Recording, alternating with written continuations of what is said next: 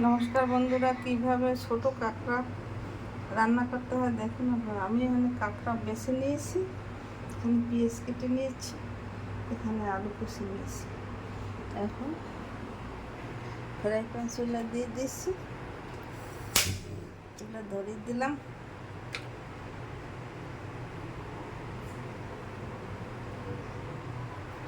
তেল দিয়ে দিলাম 1 টেবিল চামচ।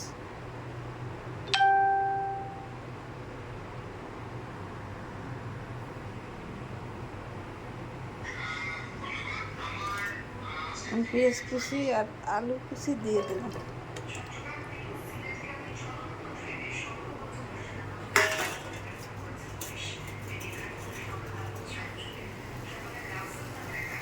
এর মধ্যে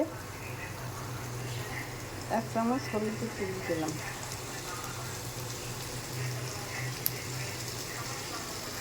1 চামচ মরিচের গুঁড়ো দিলাম,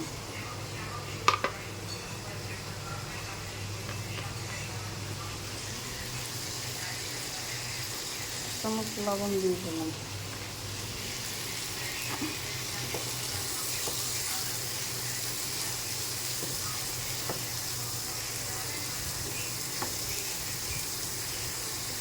নেড়ে দিলাম।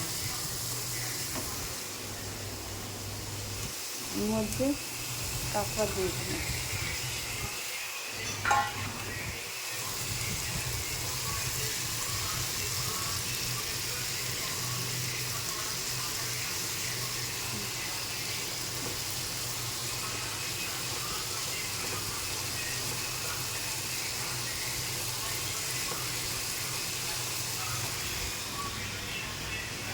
ঢাকনা দিয়ে ঢেকে দিলাম। 2 মিনিট পর ফিরে আসছি।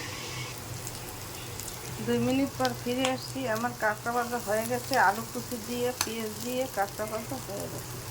আপনারা এভাবে কাঁকড়া ভেজে খেয়ে দেখবেন, খেতে অনেক সুস্বাদু লাগবে।